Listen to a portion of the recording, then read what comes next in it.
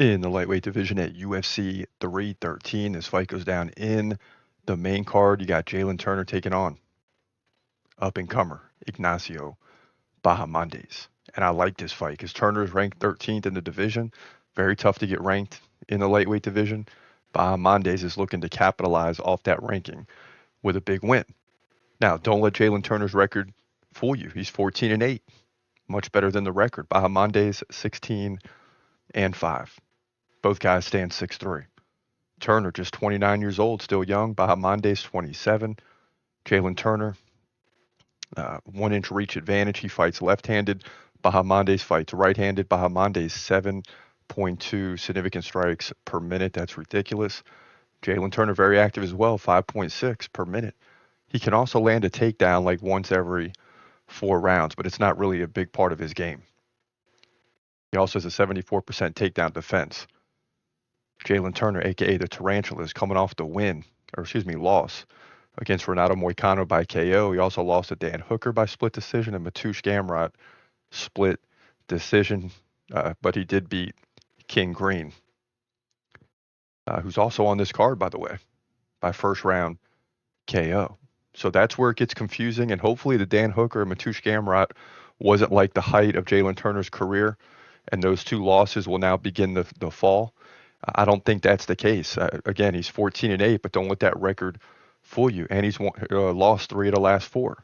But he's got the big KO against Bobby Green, and he's lost, losing to guys that are well-respected fighters. So he's just gaining experience over time. That's why this is such a big fight for him. Bahamondes, on the other hand, 85% takedown defense. Won a pair of fights against Christos Giagos, first-round KO. Manuel Torres, first-round KO. Lost to Ludovic Klein by decision.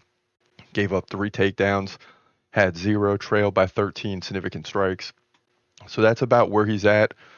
Both guys are kind of in the same category, right? They're losing to some guys they're probably not ready to beat just yet. Might beat them later on in their career, but not right now. But beating everybody else.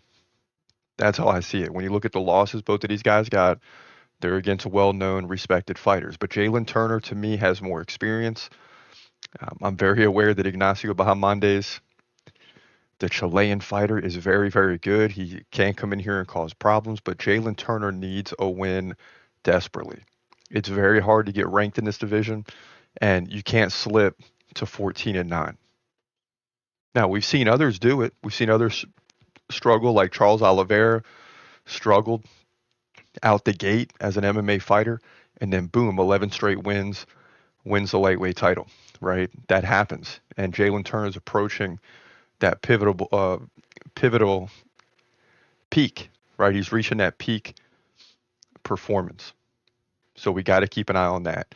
I do think Jalin Turner wins. Now, of course, I'm a big fan of Jalin Turner's. I want to see him win, but I still analyze the fight and try to make a solid prediction. If I didn't think he was going to win, I tell you, even if I'm a fan of his, and that I've done that in the past. But I believe Jalin Turner must have a win here. His back is against the wall.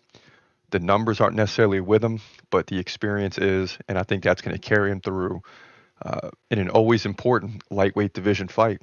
I think he gets the win by decision, 2 rounds to 1.